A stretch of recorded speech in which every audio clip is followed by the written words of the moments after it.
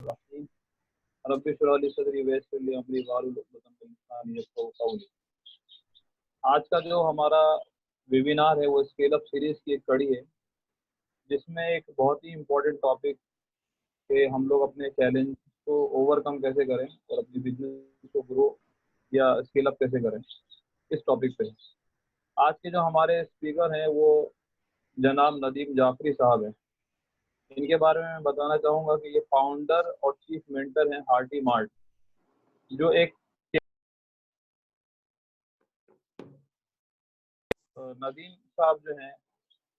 नदीम साहब जो हैं उनको उनका ये बिजनेस मॉडल बड़े बड़े बिजनेस स्कूल में पढ़ाया जाता है, जैसे IIMA, EDI और IIM जैसी जगह पे उनको लोग बुलाते हैं कि वो अपना बिजनेस मॉडल डिस्कस करें। और जो लोग भी उभरते हुए एंटरप्रेन्योर्स हैं, चाहे वो स्टार्टअप में हो चाहे स्केल अप में हो, इंस्पिरेशन लें और सीखें। तो मैं चाहूँगा कि नदीम साहब अपनी जो है ऑटोबायोग्राफी कि कैसे उन्होंने बहुत सारे चैलेंजेस को जो है ना ओवरकम किया और ओवरकम करने के बाद आज जो है इस मुकाम पे पहुंचेंगे। एक अच्छी उनका फ्रेंचाइज मॉडल पूरे गुजरात में चल रहा है।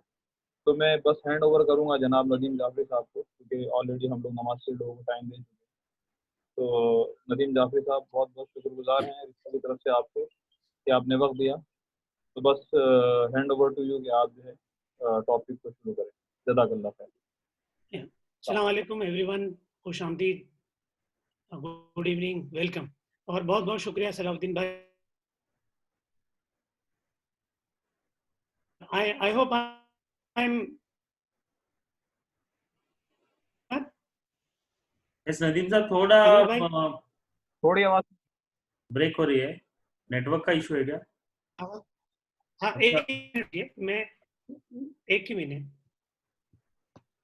मैं वही देख रहा था। ऑल गुड, अभी अच्छा है, कैन कंटिन्यू। है ना? या हाँ,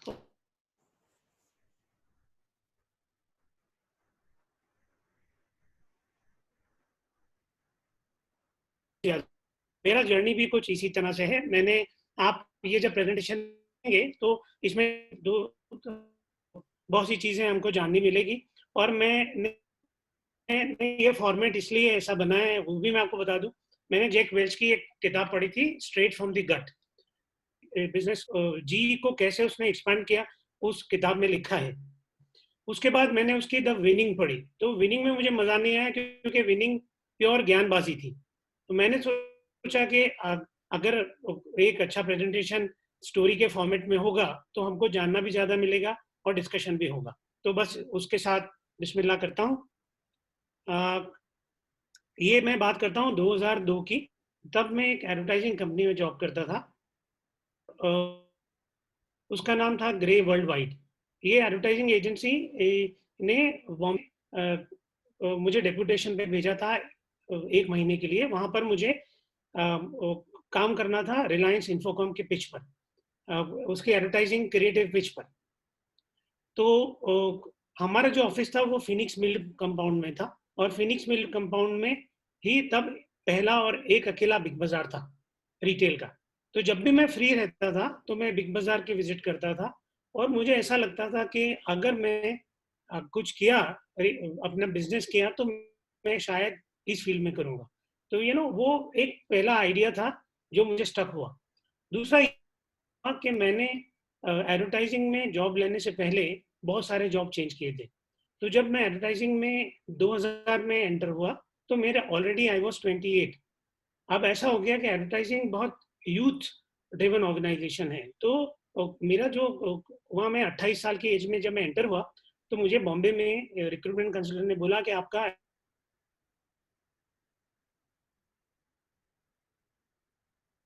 और आपके प्रोफाइल में मैच नहीं होता। तो ये दोनों, एक नेगेटिव एक पॉजिटिव थॉट लेकर मैं वापस अहमदाबाद आया। अब मैंने रिटेल को सोचा,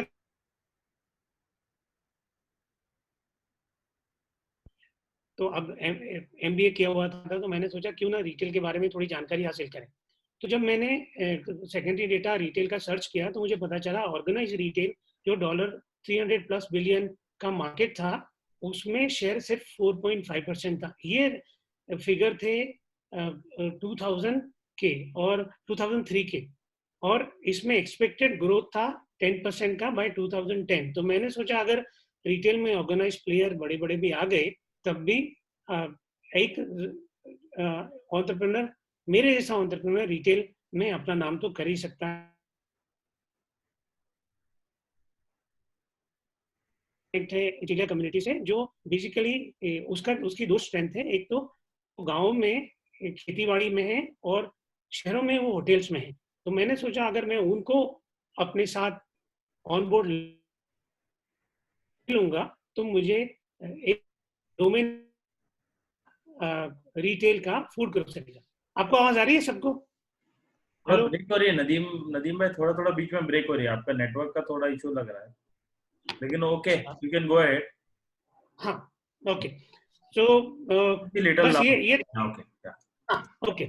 सो इस थॉट के साथ मैंने लोकेशन ढूंढना स्टार्ट किया। नाउ 2003 में 3 लोकेशन पे मैंने अपना फोकस किया। मैंने सोचा अगर मैं रिटेल स्टोर करूंगा तो या तो मैं खानपुर में करूंगा। खानपुर में इसलिए क्योंकि तब वहां पर रिवर फ्रंट नहीं था और रिवर फ्रंट का अनाउंसमेंट हो चुका था। तो मैंने सोचा ये एरिया में डेवलपमेंट आएगा, यहाँ पर retail store will make a sense. तो खानपुर एक एरिया था, दूसरा नवरंगपुरा था बिकॉज वो कॉस्मो था, उसमें दोनों कम्युनिटीज थी, और तीसरा विशाला सर्कल था जो 2002 राइट्स के बाद नया डेवलप हुआ था और यहाँ पर कोई भी सुपरमार्केट नहीं था। तो इन 3 थॉट्स के साथ इन 3 जगह पर मैंने रिसर्च करना शुरू किया लोकेशन के लिए। और हमारा रिसर्च था कि अगर एक हाउस होल्ड है तो वो खरीदी कैसे करता है, कहाँ से करता है, उसका बाइंग पैटर्न क्या है, किस तरह की चीजें खरीदता है, तो ताकि हम हमारे फर्स्ट रिटेल स्टोर में ऐसी चीजों को रखेंगे। इसके साथ हमने ये 14 कॉलोनीज में रिसर्च किया विशाला सर्कल पर। हम लोगों ने सोचा विशाला सर्कल जो डेवलप हो रहा है एरिया जुआपुरा के पास, वहां पर ये 14 कॉलोनीज में अगर हम रिसर्च करते और फाइंड करते हैं कि पर house hold monthly spend grocery, food, cosmetic, FMCG पे कितना है। हम लोगों ने एनालिसिस किया, 7,678 एक हाउस होल्ड का स्पेंड था। वहां पर 588 हाउस होल्ड थे। मैं ये बात कर रहा हूँ 2003-4। तो हम कैलकुलेट किया, हमने सोचा कि 45 लाख का बिजनेस जो बड़े बड़े ब्रांड्स ने इग्नोर किया है, वो बिजनेस हम लोग, उस बिजनेस, वो हमारा टारगेट बिजनेस था। हम लोगों ने सोचा कि विशाला सर्कल पर बिजनेस लॉन्च करना बहुत ही फायदेमंद होगा वहाँ के लोकल कम्युनिटी के लिए भी और हम एज अ बिजनेसमैन लिए भी। इस तरह से विशाला को हम लोगों ने शॉर्टलिस्ट किया। थोड़ा सा सिचुएशन एनालिसिस भी बता दूं। अब क्या होता है कि कोई भी एंटरप्रेन्योर को ये एनालिसिस करना इसलिए ज़रूरी है कि कल को अगर वो बिजनेस स्टार्ट करता है तो उसको पता होना चाहिए उसकी स्ट्रेंथ और उसकी वीकनेस क्या है। तो मेरे पास एक कम्युनिटी के साथ लिंकेज था जो एग्रीकल्चर और रेस्टोरेंट में थी, ये मेरा स्ट्रेंथ था। तो मुझे इसने मोटिवेट किया कि मैं फूड ग्रोसरी में जाऊं। हालांकि मेरा खुद का फूड ग्रोसरी में और रिटेल में कोई एक्सपोजर नहीं था, मैं एडवर्टाइजिंग वाला था, मीडिया मार्केटिंग वाला था, वो मेरी वीकनेस थी। दूसरी मेरी स्ट्रेंथ ये थी कि मैंने एमएनसी, मैंने ग्रेट वर्ल्ड वाइड में काम किया है, मैंने इंडियन एक्सप्रेस में काम किया, मैंने टाइम्स ऑफ इंडिया में काम किया। तो मेरा ब्रांडिंग और कम्युनिकेशन नॉलेज बहुत स्ट्रॉन्ग था। मैंने सोचा कि अगर ये कम्युनिटी का ग्राउंड और मेरा ब्रांड,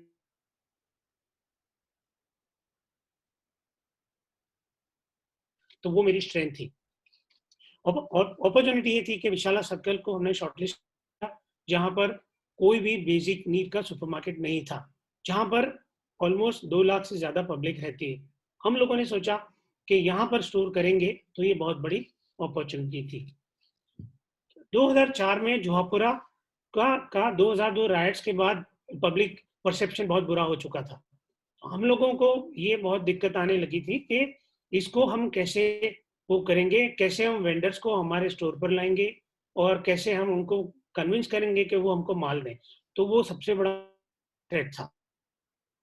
और क्या हुआ था कि विशाला पे जो कस्टमर्स थे, हमारे फर्स्ट कस्टमर, वो नए एरिया से आए थे। मैं भी कोचब कागदीवार से शिफ्ट हुआ था। तो वहां पर क्या था कि लोगों का पेट्रोनाइजेशन इतना नहीं था एरियाज के साथ, तो मुझे लगा कि वो मेरे स्टोर को भी पेट्रोनाइज नहीं करेंगे, तो वो एक थ्रेट था। तो इसको कैसे फाइट किया जाए, तो हम लोगों ने सोचा कि हम लोग गेट टुगेदर करेंगे सप्लायर के साथ, उनको हम बताएंगे कि हम लोग कौन के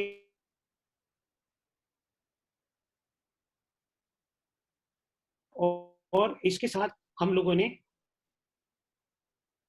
एक सुपरमार्केट का आइडिया सोचा। अब फंड कैसे आएगा, तो पहला आइडिया ये था कि पहला जो मेरा स्टोर होगा, वो स्टोर में जो जो रियल एस्टेट था वो मुझे परचेस करना था। मेरा आइडिया ये था कि अगर कल को ये स्टोर मेरा नहीं चलता, तो मैं एटलीस्ट जब रियल एस्टेट का कॉस्ट ऊपर जाएगा, मैं रियल एस्टेट बेचकर, प्रॉपर्टी बेचकर, मेरे जो इन्वेस्टर्स हैं, जो ज़्यादातर मेरी फ्रेंड, फैमिली और कम्युनिटी वाले थे, उनको एटलीस्ट उनका कैपिटल वापस दे दूंगा। मैंने ये छोटा सा ऐसा सपोर्टिव रिस्क इसलिए लिया बिकॉज मेरा खुद का रिटेल में कोई एक्सपोजर तब तक नहीं था, राइट। तो हमने 60 लाख का फंड इकट्ठा किया और हम लोगों ने एक सुपरमार्केट का प्लान किया। अब तो उसका ब्रांड नेम कैसा होगा, तो जब हम लोग सुपरमार्केट का ब्रांड नेम का सोच रहे थे, तो क्योंकि मेरा एडवर्टाइजिंग का एक्सपोजर था, मैंने सोचा कि कुछ ऐसा नाम होना चाहिए जो थोड़ा हटके हो, और कुछ ऐसा नाम होना चाहिए जो बहुत पॉजिटिव हो, जो लोगों के दिलों को कनेक्ट करे। अब दूसरा कि पोजिशनिंग क्या होनी चाहिए। तो देखो, पोजिशनिंग एक वो टर्मिनोलॉजी है जो आप क्रिएट करते हो लोगों के माइंड में एक परसेप्शन। जैसे रिटेल में आप देखोगे कि जितने भी स्टोर्स हैं वो सब बात करते हैं प्राइस की। अगर आप बिग बाजार की बात करेंगे तो बिग बाजार बोलता है इससे सस्ता और अच्छा कहीं नहीं। अगर पहले सुभिक्षा था, वो बात करता था खर्चा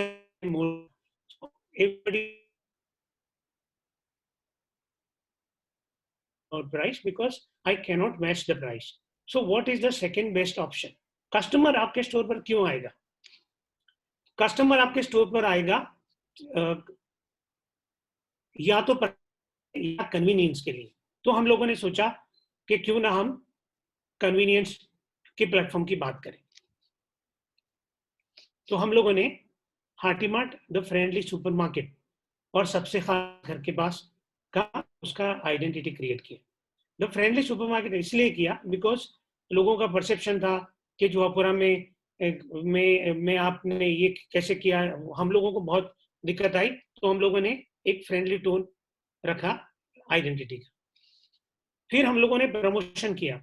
अब हम लोगों ने क्या किया कि जो वो मैंने आपको 14 कॉलोनीज की बात की है, वो 14 कॉलोनीज में हम लोगों ने ऑटो रिक्शा को ब्रांड किया।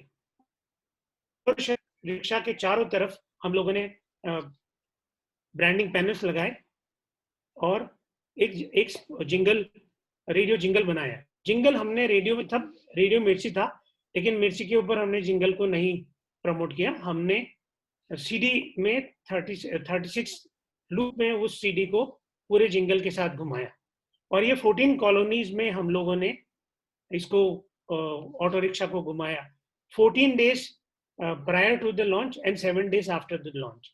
और दो चीजों ने, वो जिंगल में दो चीज खास थी, एक वो बोलता था सबसे खास घर के पास, और दूसरा वो बोलता था कि हार्टी मार्ट। अब जो भी कॉलोनी से हमारी ऑटो रिक्शा को रोकता था उसको हम ये लिफलेट देते थे।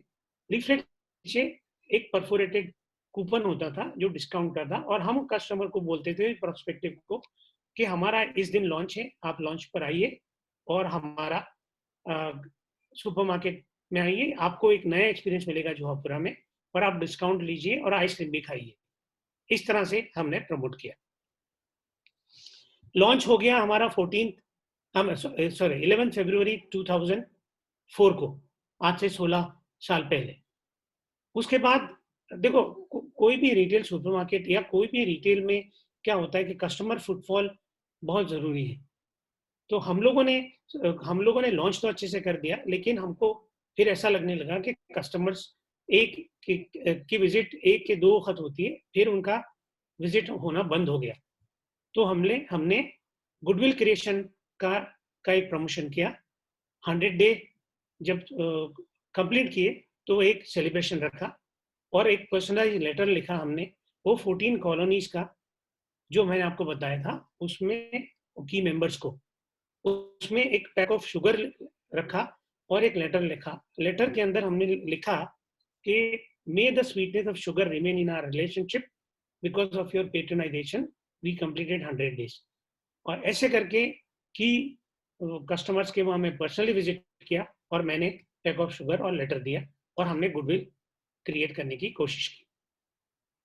और जो भी वहाँ पर हमारे वहाँ से प्रोडक्ट खरीदता था, अगर उसने 1000 रुपए से ज़्यादा खरीदा तो उसको फ्री गिफ्ट मिलता था और ये स्टिकर हम देते थे। स्टिकर लगा के हम उसको एक्नॉलेज करते। Salahuddin bhai, it's clear now? Hello? Yes, clear. Yes, Yeah. clear. Okay. Okay. Now, so this was the launch up till now. Now, okay. लेकिन क्या होता है कि कोई भी, जैसे मैंने आपको पहले भी बताया, any retail thing में it comes on the auto mode only after you have spent almost 4 to 5 years. So 3 साल तक हमको कोई प्रॉफिट नहीं मिला। मैंने अपना एडवर्टाइजिंग का जॉब छोड़ के ये बिजनेस स्टार्ट किया था, डाला था और कम्युनिटी का भी। अब ये होने लगा, मेरा पर्सनल सस्टेनेंस में भी प्रॉब्लम आने लगा और पार्टनर्स भी खुश नहीं थे। अब ऐसे समय में मुझे ऐसा होने लगा कि अब आगे मुझे क्या करना चाहिए, यू नो। तो एक कोट है, मैंने अपने लिखा है, तो एक शेयर करता हूँ कि क्या होता है कि when life pushes you to the edge, either of the two things happen, या तो यू सरेंडर एंड फॉल और you resist and take a leap. Whichever action you take will define your character and shape your future. मुझे ऐसा एक डर लगने लगा था कि इतना ऑटो रिक्शा घुमाया था, इतना लोगों को पेस्टर किया था आर्टिमार्ट के नाम के साथ, अगर मैं बंद कर देता हूँ तो कल को यही कस्टमर आके मुझे बोलेंगे कि आपको किसने बोला था कि जो अपुरा में आप बिजनेस करें, यहाँ पर बिजनेस होना बहुत मुश्किल है। मुझे इस माइंडसेट को फाइट करना, मुझे लोगों को ये बताना था कि अगर आप में कमिटमेंट है और अगर आप में हिम्मत है रुकने की, आप बिजनेस कर ही सकते हैं। तो इसने मुझे, लेकिन देखो ये सारे थॉट्स, पॉजिटिव थॉट्स बहुत अच्छे हैं, आने चाहिए, लेकिन साथ में आपके पास ऐसा प्लान होना चाहिए कि जो आपको घर में दिक्कत ना करे, क्योंकि घर में भी अपनी पर्सनल नीड होती है और उसका इश्यू नहीं आना चाहिए। तो मैंने क्या पढ़ा लिखा था, मल्टीनेशनल कंपनीज में काम किया था, मैंने स्कूल्स को अप्रोच किया और मैंने बिजनेस स्कूल्स को जाके ये आइडिया दिया कि मैं आपके स्टूडेंट्स को एडवर्टाइजिंग ऐसे पढ़ा सकता हूँ जैसे आपका कोई प्रोफेसर नहीं पढ़ाएगा। मैंने एडवर्टाइजिंग साल डाले हैं, तो अगर मैं लाइव केसेस मैंने हैंडल किए थे ब्रांडिंग के, प्रमोशन के, वो सब पढ़ाऊंगा। ये आइडिया मैंने शेयर किया था GLS centre of management excellence NRIBM से और आइडिया फाउंडेशन से। तो अगस्त 2006 में इंस्टीट्यूट ने ब्रेक, और मुझे इन लोगों ने अपना लेक्चर में एडमिट किया, तो मैंने फिर प्रेजेंटेशन देना, लेक्चर लेना शुरू किया। इस लेक्चर ये टाइम पर मुझे लेक्चर में 50 रुपीज पर आवर पर लेक्चर के हिसाब ये लोग पेमेंट करते थे। मैं ऐसे 5 इंस्टीट्यूट में वीक में 5 लेता था, तो महीने के में लेता था, जिसने मेरा पर्सनल को काफी हद तक कवर किया। फोकस था कि मैं सुपरमार्केट को कैसे आगे ले जाऊं। तो एक वक्त माइका में मुद्रा इंस्टीट्यूट ऑफ कम्युनिकेशन में मैंने विजिट किया और वहां पर एक प्रोफेसर ने मुझे आइडिया दिया कि आप क्यों नहीं फ्रेंचाइजी मॉडल से गाँव में जाकर सुपरमार्केट लॉन्च करते हैं। तो मैंने ये आइडिया को ले लिया। यहाँ अब आपको ये दिखेगा कि कैसे बिजनेस मॉडल इवोल्यूट हो रहा है। सो मैंने सोचा कि मैं कौन से गांव में जाऊंगा, न मैं रिलायंस हूँ, न मैं आदित्य बिरला हूँ, न मैं अदानी हूँ, कि कोई मुझे मेरे नाम से फ्रेंचाइजी पे ट्रस्ट करेगा। तो मैंने सोचा मैं उसी कम्युनिटी के पास जाता हूँ। देखो हम सबके पास कम्युनिटी होती है, जैसे ये रिफा भी बहुत बड़ी कम्युनिटी है। सो अगर हम कम्युनिटी के ग्रोथ के साथ अपना ग्रोथ मिला देंगे तो we can create a miraculous business proposition, a business model. तो मैंने भी ये सोचा, तब मुझ पर ट्रस्ट करने वाले चिलिया कम्युनिटी थी जो गांव में थी। अब इनके दो एस्पेक्ट थे जैसे मैंने आपको स्टार्टिंग में बताया। एक वो थे जो शहर में आ गए थे जिनका सुपरमार्केट था, सॉरी जिनकी रिटेल जिनके रेस्टोरेंट थी, और एक वो थे जो गांव में थे। तो मैंने सोचा कि मैं रूरल मार्केट को टारगेट करूंगा, उसमें मैं चिलिया विलेज को टारगेट करूंगा, उसमें मैं कन्वीनियंस की बात करूंगा। मैं उनको बोलूंगा कि मैं गांव में आपके पास ऐसे प्रोडक्ट लेके आ रहा हूँ जो अभी कंपनी सप्लाई चेन भी लेकर नहीं आई है। गार्नियर के शैम्पू और आपके ये सारे प्रोडक्ट मेरे सुपरमार्केट के थ्रू आपको मिल सकते हैं, जो कंपनी के थ्रू भी अभी आपको नहीं मिलेंगे क्योंकि कंपनी ने वहां तक इनरोड नहीं किया। ये आइडिया के साथ हम लोगों ने फर्स्ट फ्रेंचाइजी स्टार्ट किया 2007 में। सो अब आप सोचिए कि 2004 में हमारा सुपरमार्केट स्टार्ट हुआ, 2007 में हमने फ्रेंचाइजी स्टार्ट किया। अब अभी ये थोड़ा सा यहाँ पर और प्रॉब्लम आने लगा क्योंकि मेरा सुपरमार्केट खुद प्रॉफिट में नहीं था, मैं खुद ट्रबल में था, तो मैं फ्रेंचाइजी को सिर्फ अपने लोगों के अलावा ज्यादा कुछ नहीं दे पा रहा था, और फ्रेंचाइजी भी मुझसे फोन करके बार बार। तो अब ये हो गया कि इसको मैं आपको बोलूंगा कि क्लास मार्ग, क्योंकि पहले स्टोर के लिए प्रॉब्लम था, अब मेरे 2 स्टोर के प्रॉब्लम हो गए। तो फिर हमने सोचने लगे कि हम लोगों को अब क्या करना चाहिए। या मैं फिर से आपको एक बात करूंगा कि नॉर्मली क्या होता है कि बिजनेस में लोग सिर्फ और सिर्फ मार्केट की तरफ देखते हैं। आपको सिर्फ मार्केट की तरफ नहीं देखना है, आपको ये भी देखना है कि आपकी पर्सनल स्ट्रेंथ क्या है, आपका पर्सनल नेटवर्क क्या है। पर्सनल नेटवर्क का मार्केट के साथ मैरिज करेंगे तभी बिजनेस मॉडल इवॉल्व होगा। मैंने भी यही सोचा कि अब मैं क्या कर सकता हूँ। अगर सुपरमार्केट को फ्रेंचाइजी को, एक फ्रेंचाइजी तो मैंने कर दिया है, फ्रेंचाइजी का ग्रोथ कैसे होगा। तो मैंने सोचा कि क्यों ना मैं एक वैल्यू चेन क्रिएट करूँ। तो अब मैंने सोचा कि मैं फूड ग्रोसरी में तो ऑलरेडी हूँ, मैं दाल बेचता हूँ, मैं राइस बेचता हूँ, मैं स्पाइसेस बेचता हूँ, लेकिन मैं कंज्यूमर को बेचता हूँ। क्यों ना मैं एक पैरेलल कंपनी फ्लोट करूँ। तो मैंने मेरे जो भी फैमिली वाले थे, कम्युनिटी वाले थे, उनको बोला कि अभी 3 साल आप रुक गए हो, अभी आप 2 साल और रुक जाइए, थोड़ा सा इन्वेस्टमेंट और करते हैं और पैरेलली हम एक और कंपनी फ्लोट करते हैं, और वो कंपनी हमारी बैकबोन बनेगी। इस तरह से हम लोगों ने, तो ये आप देखते हैं कि ये मार्केट है जो होटल है, और ये बेनिफिशियरी से सुपर मार्केट है, राइट। तो हम लोगों ने सोचा कि हम एक ऐसी कंपनी फ्लोट करते हैं कि जो ये होटल को बल्क में राइस देगा, स्पाइसेस देगा, चाय देगा। अगर हम ऐसा करेंगे तो हम हमारे वेंडर के साथ बहुत स्ट्रॉन्ग पॉइंट पे नेगोशिएशन करेंगे। अभी हम वेंडर के साथ नेगोशिएट करते हैं सिर्फ 2 स्टोर के लिए, कल को हम वेंडर के साथ नेगोशिएट कर सकते हैं 100 रेस्टोरेंट के लिए। तो हमारे जो इकोनॉमीज ऑफ स्केल से हमको जो डिस्काउंट मिलेगा वो सब हम दे देंगे सुपरमार्केट को। तो हम सुपरमार्केट को भी बेनिफिट देंगे और हम होटल को भी माल प्रोवाइड करेंगे। ये वैल्यू चेन जो है, यही बिजनेस मॉडल है। ये वैल्यू चेन हम लोगों ने क्रिएट किया, और हमने एक और कंपनी स्टार्ट की जिसका नाम था हार्टिमार्ट एंटरप्राइज प्राइवेट लिमिटेड। ये हमने स्टार्ट किया 2008 में। अभी तक हम लोग प्रॉफिट में नहीं है, हमको बिजनेस स्टार्ट किए 4 साल हो चुके हैं। फिर हम लोगों ने इस बिजनेस के साथ हम लोगों ने हाईवे की होटल्स को टारगेट किया, सिटी की होटल को टारगेट किया, और हम लोगों को डिस्काउंट्स मिलना शुरू हुए, जो हम लोगों ने, जैसे मैंने आपको बताया, हमारे सुपरमार्केट को देना शुरू किया। अभी यहाँ आपको फ्रेंचाइजी मॉडल भी बता दूं।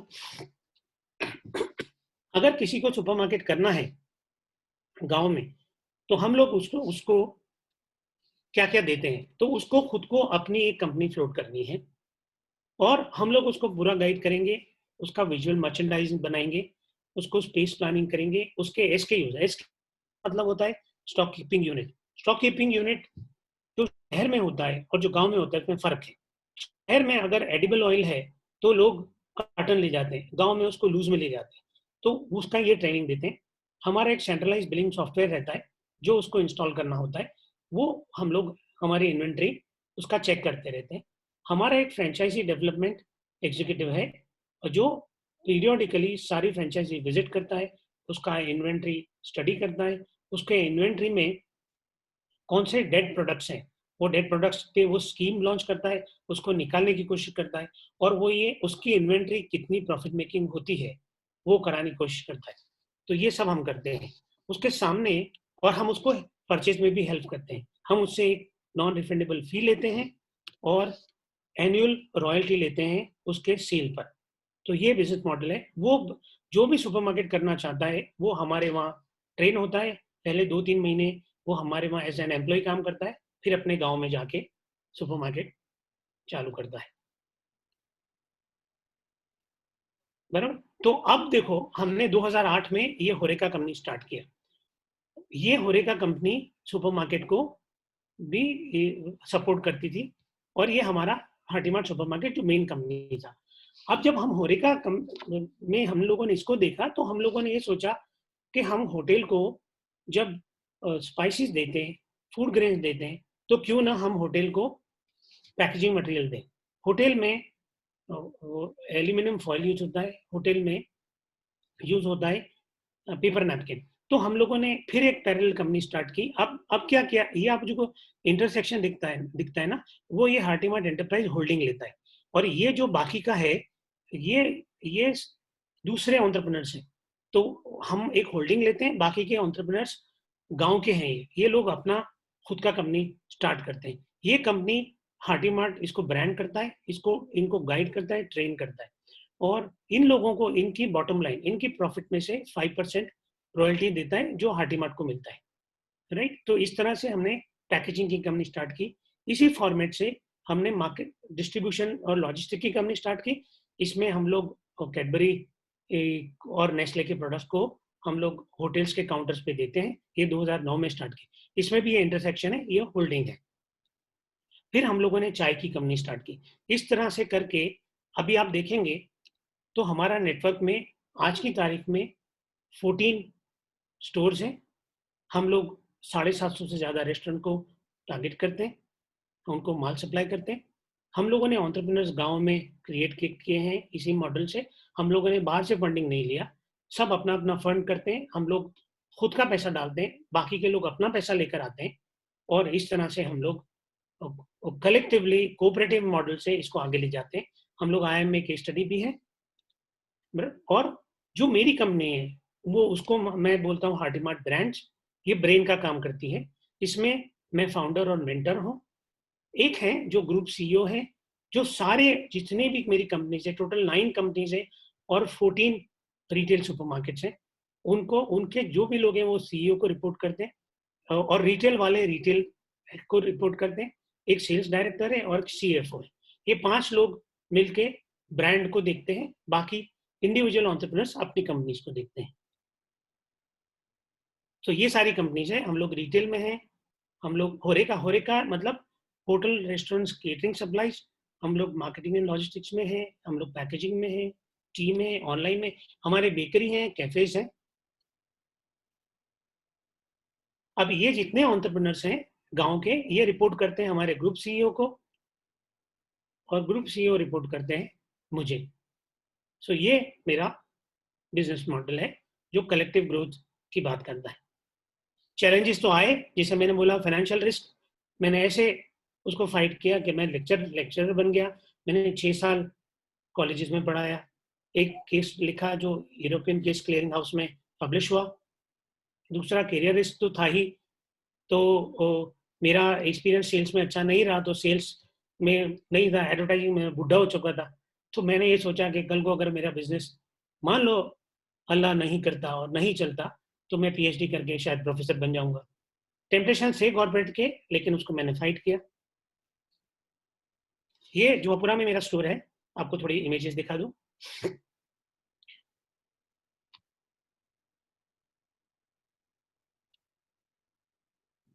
पूरा आप देखेंगे पूरा रेड ब्रांडिंग किया है। हम लोगों को ये था कि हम लोग रेड कारपेट वेलकम दें हमारे कस्टमर्स को, और एक बात ऐसी करें कि लोगों को नेगेटिविटी न आए दिल में।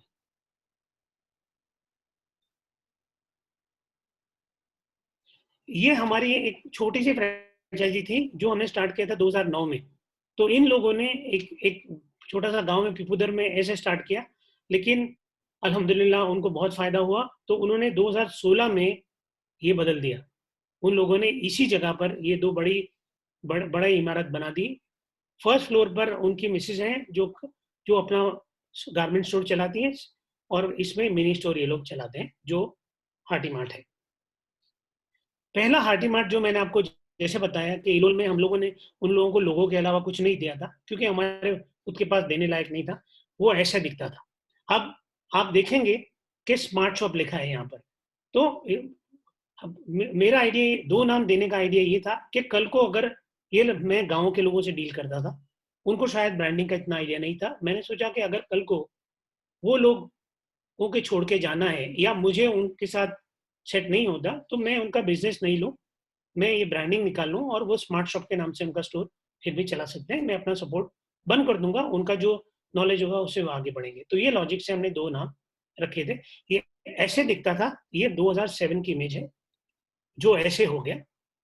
अभी इनके पास बैंक ऑफ बड़ौदा का एटीएम भी आ गया और फ्रेंचाइजी ऐसी दिखती है। ये हिलोल में है, ये धोलका में है। धोलका में 2012 में हमने स्टार्ट किया था, 2 फ्लोर स्टोर था। फिर ये सीतपुर में है, इसमें भी आप देखेंगे नूतन शॉप लिखा है। ये काकोशी गांव में है, सिराज शॉप के नाम से। फर्स्ट फ्लोर में हम हाउस होल्ड रखते हैं, ग्राउंड फ्लोर पर हम लोग ग्रोसरी रखते हैं।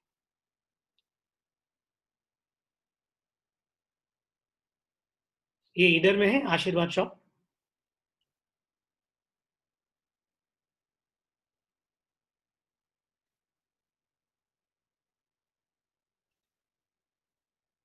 ये हमारे पर्सनल ब्रांड्स हैं, ये आप देखेंगे। शेफ की पसंद जो होरेका में है, गुड टाइम है, स्पाइसेस है, और ये पूरे बेकरी प्रोडक्ट्स हैं जो हम बनाते हैं। ये हमारा, हम इसको, we are very proud of this. This is a supermarket Dholka में। This is the second supermarket. It is like a mega store. 3,500 square feet है गांव में, तालुका लेवल पर। फर्स्ट फ्लोर पे हमारे पास ये ग्राउंड फ्लोर है।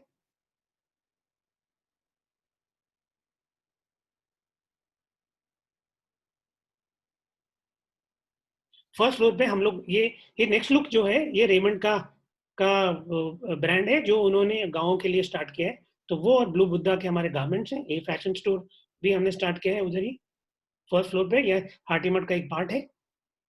सो टोटल नेटवर्क है ये हमारा, टोटल 14 स्टोर्स हैं। अभी 2-3 फ्रेंचाइजी की इंक्वायरी ऑन है। लॉकडाउन की वजह से हम ज़्यादा नहीं कर पाए कुछ इसमें। ये हमारे स्पाइसेस हैं जैसे मैंने बताया।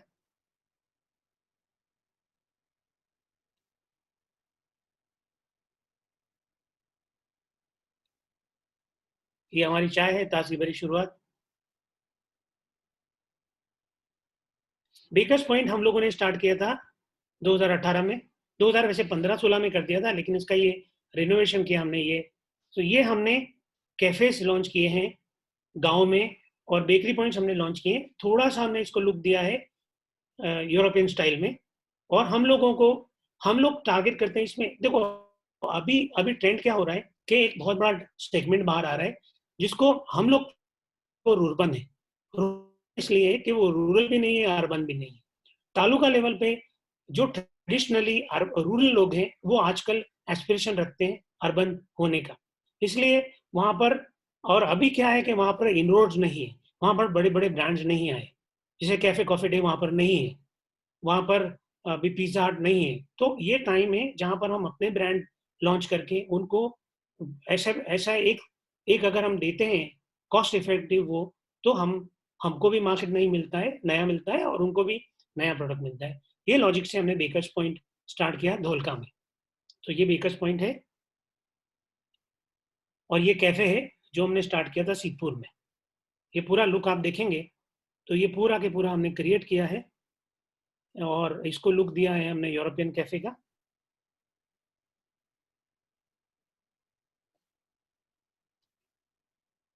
अहमदाबाद में ऐसे 4 कैफे हैं,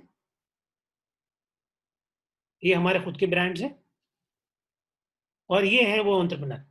सो मेरे फॉर्मेट में क्या है कि मैं क्लेम करता हूँ कि मैं एंटरप्रेन्योर कम मेंटर ज्यादा हूँ। सो ये बेकर्स पॉइंट है, इसमें brand remains with me, I am the brand owner and he is the entrepreneur. He runs my brand and he is the part of that is how partnership works.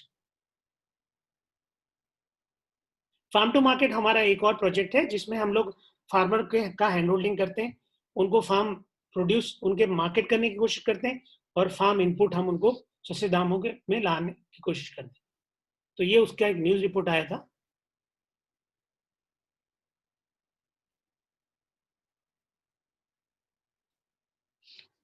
सो ये मेरा story है। अब देखो क्या होता है कि हर एक स्टोरी का अच्छा एंडिंग होता है। तो when you strive you arrive, if you don't strive you remain stuck और यू सल्क।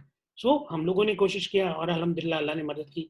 तो हम सब कोशिश कर सकते हैं साथ में, तो कौम को भी अल्लाह बहुत कुछ दे सकता है, बहुत ऊपर ले जा सकता है, राइट। सो थोड़ा सा बता दूं, ये अवार्ड मुझे मिला था बॉम्बे में, स्टार एंटरप्रेन्योरशिप अवार्ड 11 फेब 2010 में, जब हार्टिमार्ट को 6 साल हुए थे और ताज लैंडसेल में वर्ल्ड एचआरडी कांग्रेस था, वहां पर एंटरप्रेन्योरशिप अवार्ड मिला था। ये 2016 में माइका ने मुझे राइजिंग सन अवार्ड दिया। अभी माइका एक बुक पब्लिश कर रहा है जिसमें हार्टिमार्ट के बारे में लिख रहा है, वो बुक पब्लिश होगी इंशाल्लाह ये ईयर एंड तक। जो बिजनेसों ने ग्राउंड पे इम्पैक्ट किया, वो इम्पैक्ट ट्रेनर्स को वो लोग हाईलाइट कर रहे हैं, उसमें अल्हम्दुलिल्लाह हार्टिमार्ट के वो केस लिखेंगे, ऐसा उन्होंने बताया मुझे।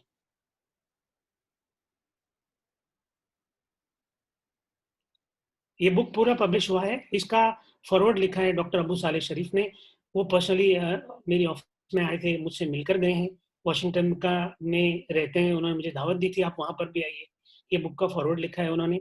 ये बुक पूरा मेरे बिजनेस मॉडल पे है, ये ऑनलाइन अवेलेबल है। आपको एकेडमिक फाउंडेशन के पे अगर आप जाएंगे तो आपको ये बुक मिलेगा। $50 समथिंग इसका प्राइसिंग है, और इसमें सिर्फ और सिर्फ हार्टिमार्ट की बात किया है। 2 प्रोफेसरों ने रिसर्च करके इस पे लिखा है।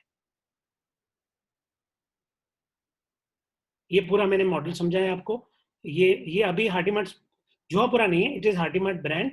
We have a franchisee development cell which help franchisee to grow, and we have corporate group which helps all the companies जो मैंने आपको बताया उसको ग्रो करती है। और ये सब दे report to me. Wazir Ali is our group director, he reports to me, and this is how the chain of command goes in my organization, in my setup.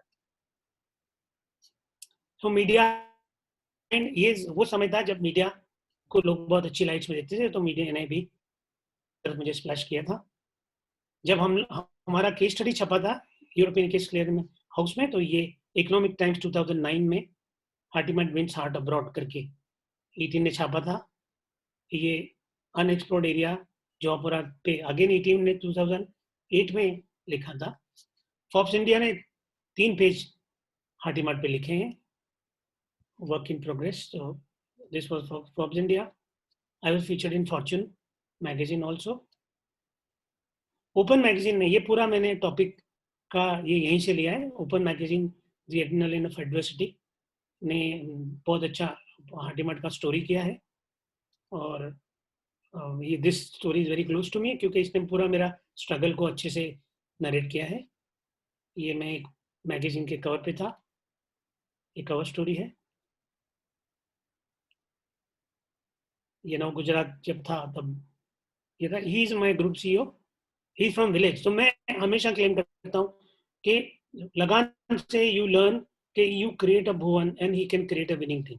सो क्या होता है कभी कभी कि हम लोगों को कम्युनिटी में से किसी को एम्पावर करना होता है जो ज्यादा कनेक्टेड है हमारे से ज्यादा, और अपना विजन और उसकी स्ट्रेंथ को मर्ज करेंगे तभी हम कुछ कर पाएंगे आगे इंशाल्लाह। ये रिकास्टिंग इंडिया ये बुक लिखी है, इसमें भी हार्टिमार्ट पे चैप्टर है। ये एक फ्रेंड ने लिखा है, मेरी स्टोरी है। ये मैंने लिखा था बीके स्कूल ऑफ मैनेजमेंट के लिए, मेरा खुद का जर्नी। आप गूगल पे सर्च करेंगे CNBC यंग टर्क्स तो आपको हार्टिमार्ट दिखेगा। वो वीडियो मैं यहाँ शेयर नहीं कर रहा, 6 मिनट का है, आप लोग देख सकते हैं। और ये इस तरह से हमारा ग्रोथ हुआ। 2004 में एक आदमी ने स्टार्ट किया, 2007 में फ्रेंचाइजी हुआ, 2008 2016 फार्म टू मार्केट हुआ, और अभी ये 14 रिटेल स्टोर्स हैं, बेकरी पॉइंट्स 10 हो चुके हैं, हमारे पास 22 एंटरप्रेन्योर्स हैं, 185 एम्प्लॉइज हैं, हम लोग गुजरात, राजस्थान, महाराष्ट्र में।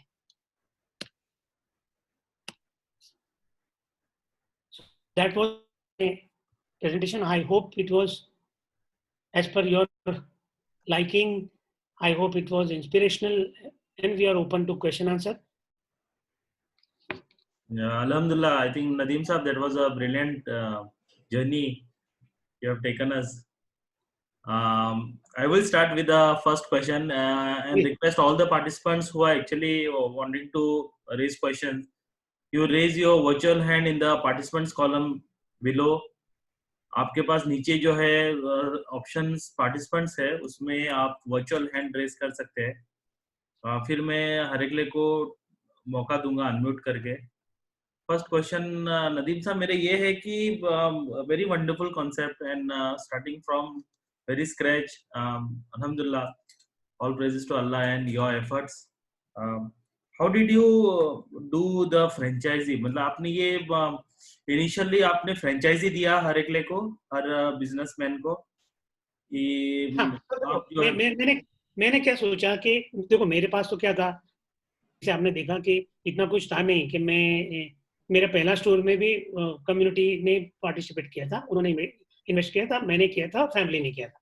तो मेरे पास तो कैपेसिटी था नहीं कि मैं कैसे ग्रो करूंगा आगे। तो लेकिन क्योंकि मेरा एक्सपोजर था ब्रांडिंग में, क्योंकि मेरा एक्सपोजर था एडवर्टाइजिंग मीडिया में, तो फ्रेंचाइजी मुझे समझ आता था। तो मैंने सोचा कि अगर मैं मेरा बैकएंड स्ट्रांग रखूंगा और अगर मैं उन लोगों के साथ जाता हूँ, जैसे मैं आपकी बात करूँ अनवर भाई, तो अगर आपके दोस्त हैं तो आप ये बोलोगे आपके दोस्तों को कि मैं तुमको पूरा बैकएंड दूंगा, तुम ये आगे चलाओ, क्योंकि ये स्ट्रेंथ मेरी नहीं है, तुम करो। तो मुझे ये विश्वास था कि मैं ऐसा करूंगा इंशाल्लाह, तो वो लोग तैयार हो जाएंगे। तो इस लॉजिक के साथ 2007 में हम लोगों ने, मैंने क्या किया कि मेरे जो स्टोर पे जो मैनेजर थे, जैसे मैंने आपको बताया कि वो कम्युनिटी से थे, मैंने उनको बोला कि तुम तुम्हारे गांव में जाओ और उनको बोलो कि हार्टी-मार्ट फ्रेंचाइज देने को तैयार है। अभी क्या था कि मेरे पास तो कुछ, सच में बोलूं तो 2007 में हम लॉस में थे, लेकिन वो हमको इंटरनली मालूम था, पब्लिक को नहीं मालूम था, क्योंकि पब्लिक तो क्या दिखती है कि एक जोहपुरा में एक स्टोर आ गया है, सुपर मार्केट है, शानदार सुपर मार्केट है, राइट? तो पब्लिक को समझ में नहीं आता था, हमको समझ आता था। तो ब्रांडिंग धीरे धीरे हार्टी-मार्ट का हो चुका था, वो लेवल पे नहीं था, लेकिन लोगों को भरोसा था। तो दूसरा मेरा जो जो जो कनेक्ट है कम्युनिटी के साथ, वो उसने भी हेल्प किया। मैं उनके स्पिरिचुअल फैमिली से हूँ, तो वो उनको ये था कि मैं उनको चीट नहीं करूंगा, और मुझे ये था वो मुझे चीट नहीं करेंगे। तो जब एक कम्युनिटी साथ में आती है,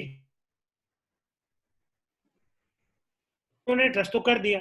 अब उन्होंने ट्रस्ट कर दिया, बाद में मुझे ये लगने लगा कि मैं तो उनको कुछ दे ही नहीं पा रहा, सिर्फ ज्ञान के। तब जाके हम लोगों को भी ये डर लगने लगा कि एक शुरू तो कर दिया, 6 महीने बाद ये लोग ही कम्युनिटी में बोलेंगे कि कुछ मिला, मजा नहीं आया, इन लोगों से कुछ सपोर्ट नहीं मिल रहा। फिर हम लोगों ने 2008 में वो बैकएंड स्टार्ट किया। Okay. और इस तरह से फिर क्या हो गया कि बैकएंड मेरा ऐसे हुआ। तो मेरा आइडिया तो फ्रेंचाइजी कर में। नदीम साहब आपका वीडियो में बंद कर देता हूँ क्योंकि आपका शायद नेटवर्क हाँ कर दीजिए। ओके। तो नहीं, मेरा क्वेश्चन जो था कि I understood what you are trying to say, लेकिन इसमें जो मेन मुद्दा है कि अगर आप एक रिटेल चेन क्रिएट कर रहे हैं और वहां पे एक फ्रेंचाइजी आपने दिया और you are earning royalty on that, maybe say 5% और 10% और whatever you have agreed upon, और एक 6 मंथ या 1 ईयर के बाद आपका एग्रीमेंट टूटता है और वो लोग वो चेंज करके खुद का ही रिटेल से स्टार्ट करते हैं। Is that works for you as well?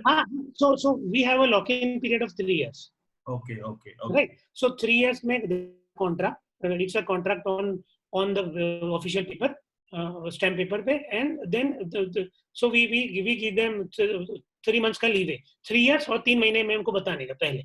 Okay.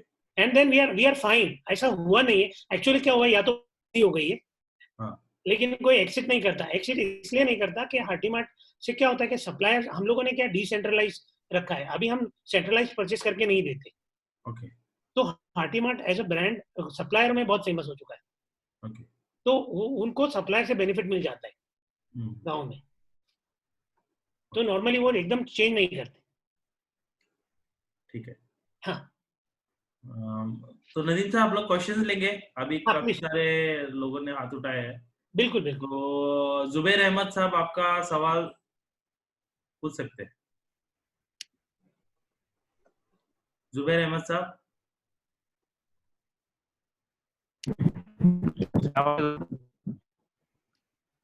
Hello हाँ जुबैर भाई बोलिए। हेलो हाँ जी, अस्सलाम वालेकुम। हाँ वालेकुम सलाम, बोलिए। जी, नदीम साहब, आपने बताया कि आप गुजरात महाराष्ट्र में हैं, तो like we talk about UP, like I belong to UP Zubair साहब, में जो आपका ये नेटवर्क जो सही नहीं आपने है, आपका मॉडल क्रिएट सवाल नहीं किया है, सुनाई दे रहा है। हाँ सवाल क्लियर नहीं आ रहा जुबेर भाई। आवाज कट रही है आपकी तरह। जी आप फिर से मैं ये पूछ रहा था कि फिर से नेटवर्क में आइए और वापस हम आपको मौका देंगे इंशाल्लाह। परवेज साहब, आपका सवाल पूछिए। हाँ एक मिनट, हाँ भाई मैं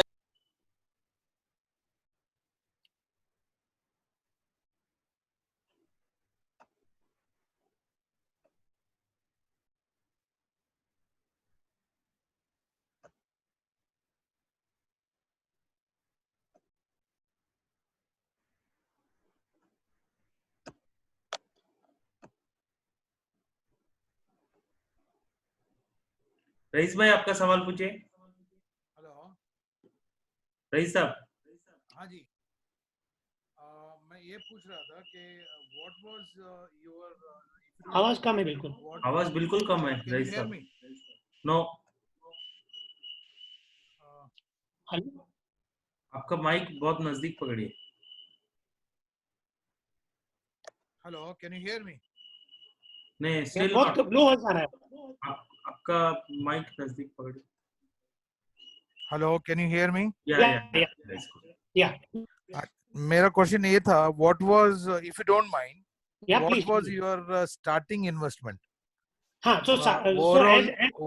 okay, so Let me just ask you these three questions so that you can okay, continue please. with the Yeah, my first question was, what was your starting investment, if you don't mind? And please. the second question was, overall journey was your personal strength or the teamwork or the investment which Okay. supported you? Yeah. The third is it the trust factor which made your company to grow in a very good position, or the background of your spiritual family which supported you? Huh, okay. So first thing, total investment was of 60 lakhs.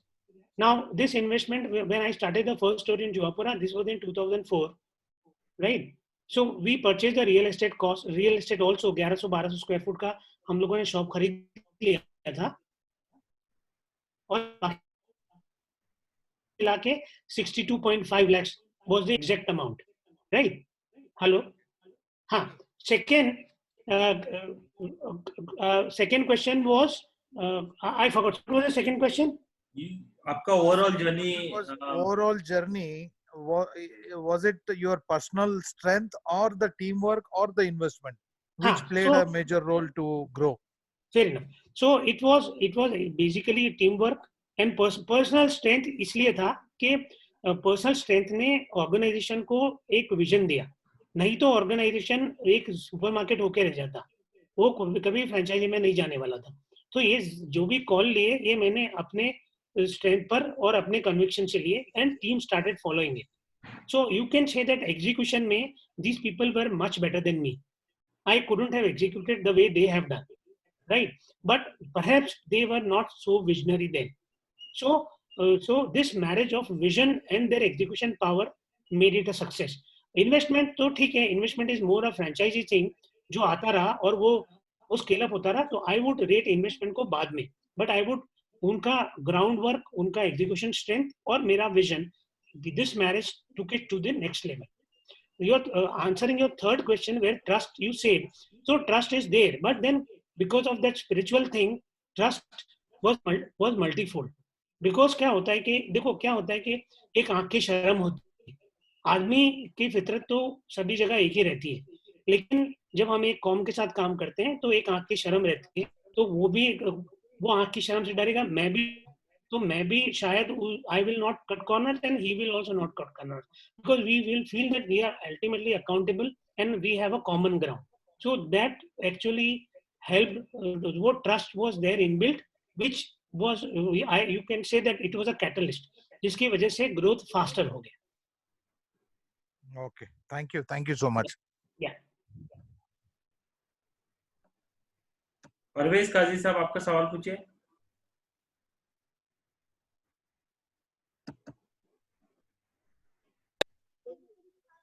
Hello. Ji hello. हाँ भाई. भाई आप माशाल्लाह presentation तो बढ़िया रहा.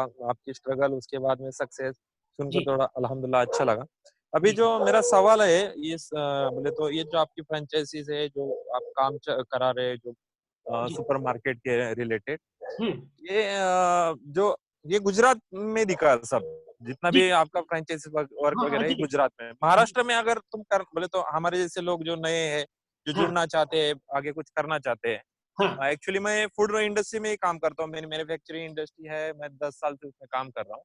जी. जी. वरना अभी कुछ हालात की वजह से, जैसे कि नोटबंदी से जो भी हालात आ गए ले मार्केट के ऊपर वगैरह, जी. जी. तो सारे स्ट्रगल से फाइट करते करते अभी हम भी सोच रहे थे कि नया कुछ न करें. हाँ. एक अच्छा है कि वो सुपरमार्केट अपन भी स्टेब्लिश कर सकते हैं या फिर खड़ा कर सकते हैं. तो जी. हम सोच रहे थे पहले डी मार्ट्स वगैरह को, क्योंकि उन भी लोग आके जगह वगैरह देख के गए थे. जी. लेकिन उनका काम बहुत बड़ा है और अलग तरीके का है. जी. सब कुछ आप हमें खड़ा करना है, स्ट्रक्चर 5-6 करोड़ रुपए का. उसके बाद में वो रेंट के हिसाब से वो लैंड लेते हैं. जी. जी. जी. दूसरा उनका कुछ ऐसा बड़ा कुछ दूसरा काम नहीं है डी मार्ट वालों का, जी. जो दालमिया ग्रुप है. हाँ. तो आपका इस लाइन से महाराष्ट्र में काम करने का क्या इरादा है और किस तरीके से हम लोग मिलके काम कर सकते हैं? देखो, अब मैं आपको फ्रैंकली बताऊं, रिटेल में क्या है कि क्योंकि मेरा फ्रेंचाइजी मॉडल है, तो उसका क्या है कि डीमार्ट का तो सिंगल ओनर है.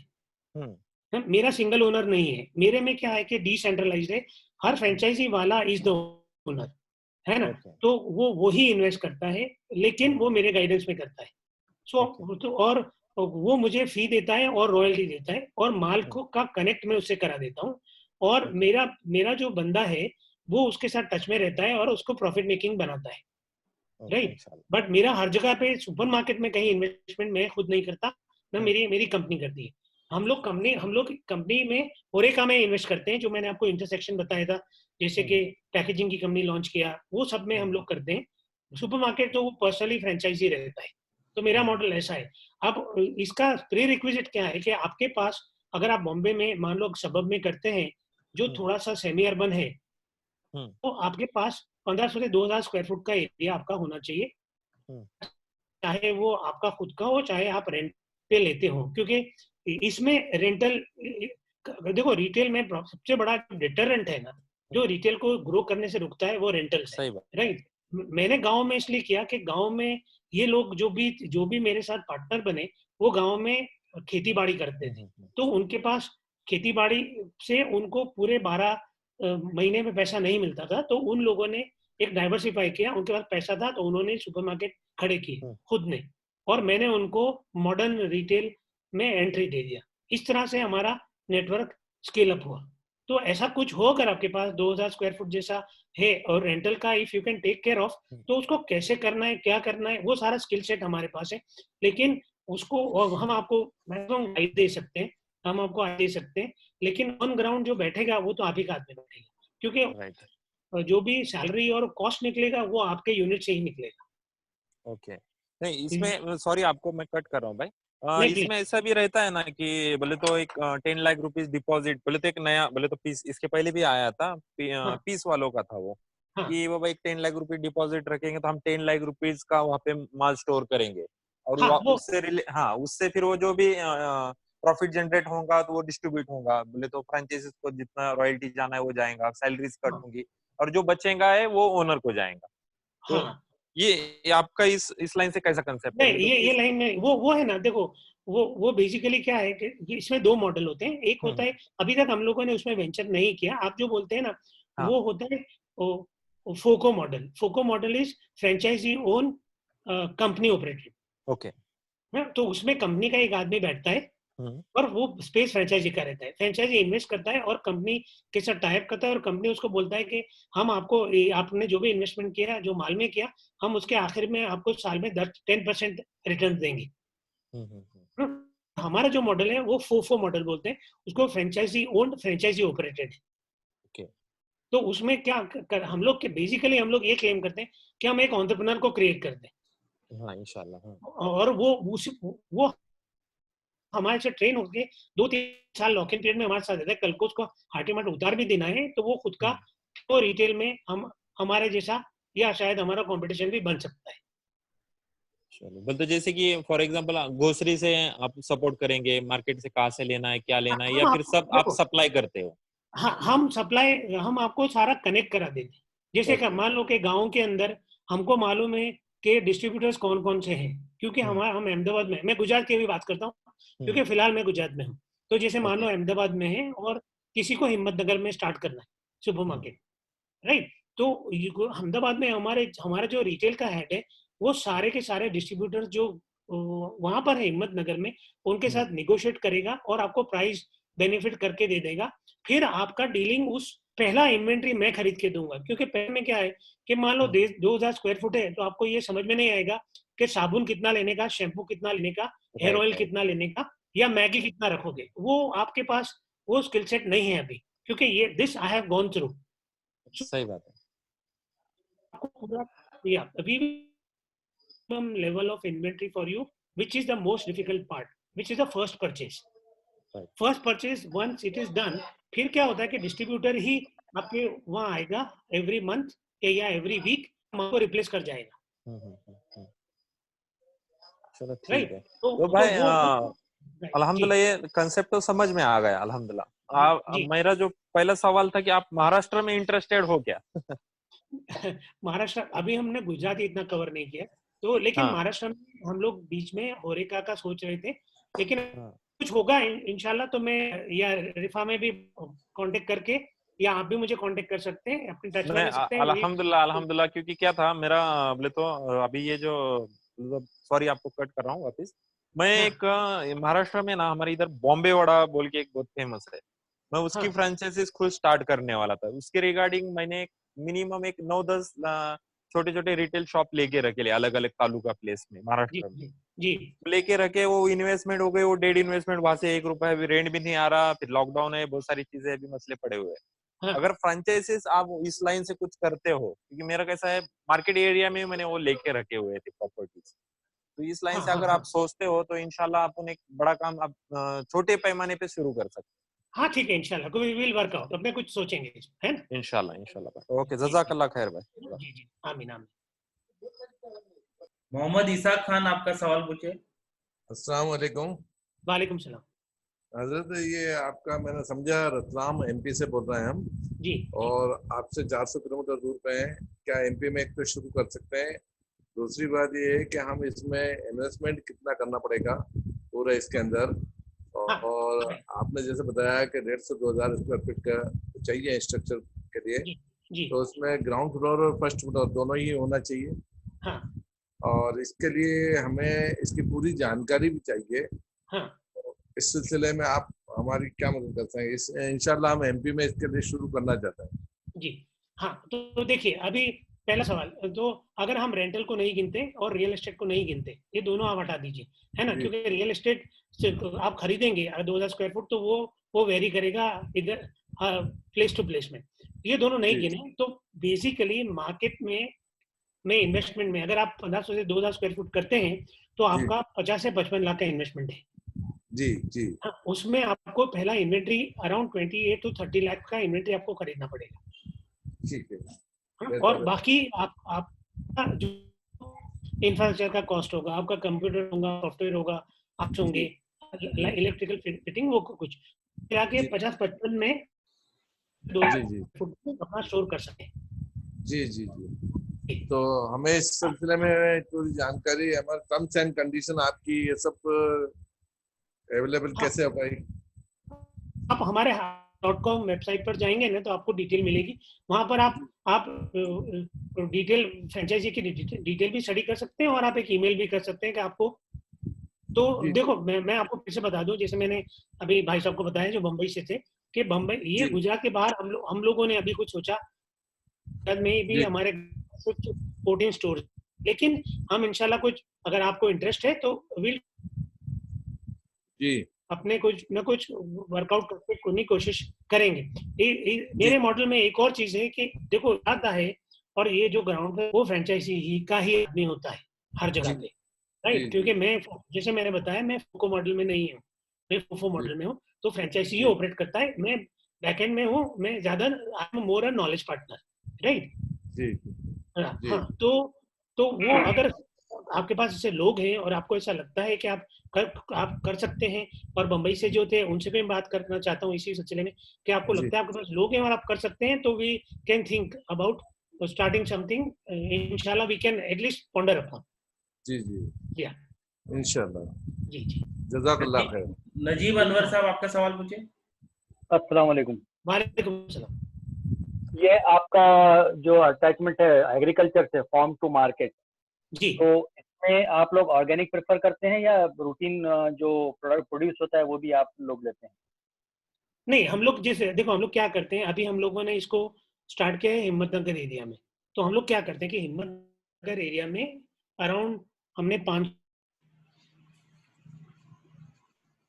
फार्मर्स को का ये देखते हैं कि उनकी फार्म इनपुट की रिक्वायरमेंट्स क्या क्या है, उनकी जो जो फार्म इनपुट्स की रिक्वायरमेंट होती है वो we try to supply to them at an economical cost. दूसरा, whatever they produce as of now, क्योंकि फार्म टू मार्केट को स्टार्ट किए ज्यादा समय नहीं हुआ है, सिर्फ 1.5-2 साल हुआ है, तो अभी हम एकदम ऑर्गेनिक में प्लंज नहीं हुए। हम लोग वो जो प्रोड्यूस करते हैं उसको, उनको जो मार्केट से रेट मिलता है उससे अच्छे रेट में अगर हम उनको कोई दे पाते हैं तो वहां पर मार्केट करते हैं। तो दैट इज द मॉडल, और in between we earn out of this trade.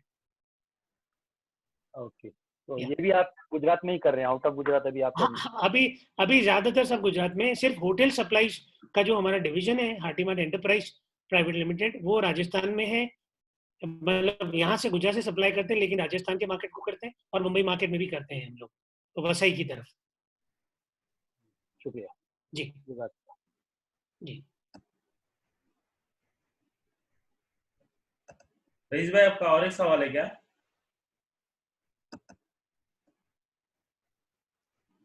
Hello. Rice भाई, हाँ जी, मेरा और एक सवाल था। हाँ जी बोलिए। जनाब, ये वेज मार्ट के बारे में आप जो बोले, is it only a vegetable you are catering to people with collaboration with farmers, या क्योंकि we have certain plan of coming out with integrated farming, that is meat farming and goat farming and country chicken farming with dairy farming. So इसमें ऐसे हाँ चीजों no का कुछ आप hello. नहीं, हम, हाँ जी जी मैं समझ गया, मैं तो हम लोग क्या है ये कि बेसिकली, हेलो, हाँ जी, ये चीजों के साथ आप डील मतलब you are doing something with all this, और only vegetable you are no tied up, collaborated with farmers? हाँ नो नो, अभी तो we have collaborated with only vegetable farmers, because वो हमारा डोमेन है बेसिकली। हाँ हाँ, ओके ओके जी ओके जी जी। Okay, thank you so much, जज़ाकल्लाह या खैर। जी खैर, आमीन। और किसी का कोई सवाल है? नहीं तो फिर हम लोग कंक्लूड करेंगे सेशन को। अल्ताफ उमर साहब जी पूछिए। अल्ताफ भाई। अस्सलाम वालेकुम। जी वालेकुम सलाम। सर, मेरा एक सवाल ये है कि आपने जी जैसे कहा था कि भाई हम जो कंपनीज होती है जो मैन्युफैक्चरिंग, जी तो मैन्युफैक्चरिंग के लिए भी आप फ्रेंचाइजी बेस पे काम करते हैं कि जैसे कि भाई किसी को फूड इंडस्ट्रीज है, जैसे हम अभी फूड इंडस्ट्रीज के अंदर बिजी है, जी तो क्या हमारे प्रोडक्ट्स के लिए भी आप कि भाई हमारा प्लांट है और आप हमसे मैन्युफैक्चरिंग करा के ले, इस टाइप की कुछ फ्रेंचाइजी सिस्टम आपके? आपका किस किस टाइप का वो है, तो मैं आपको बताऊं मैं क्या करता हूँ। मेरा भी जैसे हमारा बेकरी प्रोडक्ट्स के अंदर जो इंग्रेडिएंट्स लगते हैं, जैसे पपाया टूटी फ्रूटी हुए और पल्पिंग हुआ, ये हमारा फ्रूट पल्पिंग, और पपाया का टूटी फ्रूटी, ये प्लांट है और इसके अंदर हम बहुत सारे प्रोडक्ट डेवलप कर सकते हैं। नहीं, तो वो तो क्या है कि वो हमारे रिटेल स्टोर पे रख सकते हैं, अगर वो रिटेल कंज्यूमर प्रोडक्ट है तो, जी, है ना, ऐसा। वो कर हम्म, सकते हैं। दूसरा, हमारा खुद का प्रोडक्शन यूनिट भी है, जैसे स्पाइसेस जो मैंने आपको दिखाए थे वो हम जी खुद प्रोड्यूस करते हैं। तो basically we are also producer apart from trader, right. So हमारा जी खुद का स्पाइस प्रोडक्शन है और बेकरी भी हमारा खुद का प्रोडक्शन है। बेकर्स पॉइंट में वी हैव अ जी बेकरी किचन प्रोडक्शन। तो ओके उसके इंग्रेडिएंट में कुछ हो बेकरी रिलेटेड, लेकिन बेकरी में हाँ प्रॉब्लम क्या है कि हमारा जो बेकरी है प्योर वेज है, जी क्योंकि गुजरात में वो बेकरी ज्यादा सक्सेसफुल है जो वेज पे जी ही जाती जी है, right? जी तो हमारा वो एक छोटा सा हम्म लिमिटेशन है। बाकी बेकरी ओके प्रोडक्शन हम लोग करते हैं। जी और रिटेल स्टोर तो है ही, जिसके ऊपर अगर कंज्यूमर प्रोडक्ट हो तो वो तो हम कोई का भी कंज्यूमर प्रोडक्ट रख सकते हैं। वो सिर्फ कैच ये रहता है कि वो उसकी डिमांड होनी चाहिए, मतलब एक हमने 2 जी महीने रखा और अगर वो नहीं बिकता तो फिर हम सही उसको आगे नहीं। जी जी जी जी जी चलिए इंशाल्लाह आपकी साइट पे फिर वो वेंडर्स के लिए अगर कांटेक्ट करना है तो किससे कर सकते हैं? हाँ, आप है ना इन्फो करके info@heartyMart होगा वहाँ पर कांटेक्ट, जो जी उसमें आप जी डिटेल के साथ ईमेल कर दीजिए, जी जी जी है सर ना? जी चलिए जज़ाकल्लाह जी। अनवर साहब, जुबैर जी साहब का आमीन क्वेश्चन बाकी था जो फर्स्ट क्वेश्चन नहीं पूछ पाए थे। क्या बोले सलाउद्दीन भाई? जुबैर साहब का क्वेश्चन बाकी था ना, पेंडिंग था ना, नहीं आई थी आवाज उनकी। जुबैर साहब हाँ जुबैर साहब।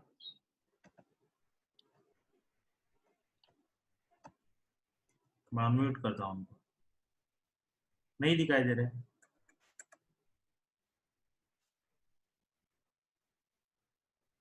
नहीं दिख रहे तो किसी नहीं, लॉग आउट हो गए शायद। हाँ हो सकता है। और किसी का सवाल है? नहीं तो हम लोग सेशन को कंक्लूड करेंगे। सलाउद्दीन भाई, yeah I think we can conclude, we are done with all the questions. जज़ाकल्लाह खैर।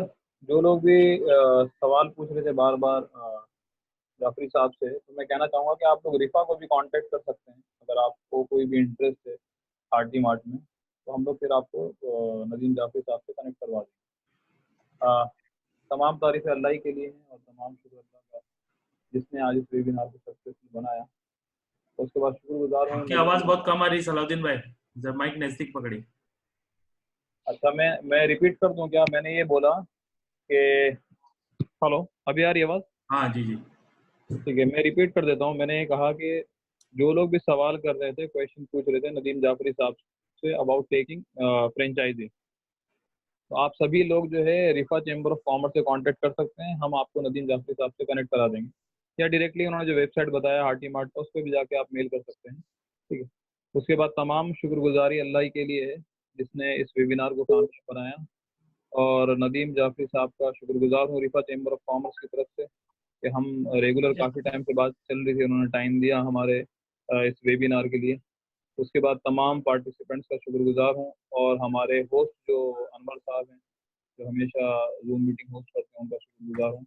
नेक्स्ट वेबिनार हमारा स्टार्टअप सीरीज पे रहेगा, उसकी इन्फॉर्मेशन हम लोग कल शेयर करेंगे। तो तब तक के लिए जज़ाकल्लाह खैर, और अलविदा लेते हैं। नेक्स्ट मीटिंग में हम लोग वेबिनार के ट्यूसडे को मिलेंगे। जज़ाकल्लाह खैर, अस्सलाम वालेकुम, अल्लाह हाफ़िज़। हमारा नेक्स्ट वेबिनार इंशाल्लाह ट्यूसडे रहेगा, और ये हम लोगों ने मेंबर्स के लिए एक ये किया कि मेंबर्स फ्री रजिस्ट्रेशन रहेगा, और नॉन मेंबर्स के लिए 200 रुपीज मिनिमम फीस रखे हम लोगों ने, ताकि बाकी के एक्सपेंसेस कवर करे, और मेंबर्स को भी एक अपर हैंड मिले कि रिफा के मेंबर्स को हम लोगों ने फ्री रखा है। तो नेक्स्ट टाइम जब भी हम लोग सिमिलर अगर कोई भी वेबिनार लॉन्च करते हैं, हमारा एफर्ट सब लोगों का ये होना चाहिए कि राइट पर्सन्स तक मैसेज कन्वे हो, ताकि कोई ना कोई कम्युनिटी से बेनिफिट करे वो उस वेबिनार से, और जो रिलेटेड पर्सन है, कोई अननेसेसरी पर्सन इंटरेस्टेड जो इंटरेस्ट ना हो वो ज्वाइन नहीं करेगा, और जो खास जिसको ज्यादा इंटरेस्ट है वही इसका जो मेन मकसद है कि खास पर्सन ही ज्यादा इंटरेस्ट लेके इसमें ज्वाइन करेंगे इंशाल्लाह। फिर सलाउद्दीन भाई उसके बारे में और डिटेल मेल के थ्रू और व्हाट्सएप के थ्रू सर्कुलेट करेंगे। जी अब्दुल अजीम साहब हाथ उठा रहे हैं, अब कंक्लूड हो चुका है, वाइंड अप हो चुका है। आप कोई भी सवाल रहेगा मुझसे पूछिएगा, मैं आपको बता दूंगा। ठीक है, कनेक्ट करा दूंगा। ठीक है, तो हम लोग वाइंड अप करते हैं, साइन ऑफ करते हैं। ठीक है, अस्सलाम वालेकुम, अल्लाह हाफ़िज़।